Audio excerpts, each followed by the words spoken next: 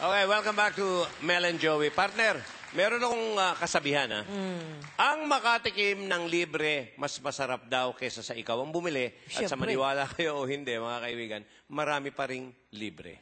Eto, Yan, tutukan ang nyo. masarap Libre po ito. malaman. Manood kayo. Mga Libre panood. libre. Oh. Belt sa Memoraita, may lugar na maaaring tambayan ng mga estudyante ng libre. Ito ang Youth Life Student Center ng University Baptist Church of Manila. Basta malaman nila yung policies namin dito and they abide with it, they are still welcome and the center is open to all students. Simple lang naman ang mga patakaran dito. Bawal ang manigarilyo, uminom, gumamit ng masamang salita at makipag-date. Kung susundin to, ang mga estudyante ay may libreng practice area.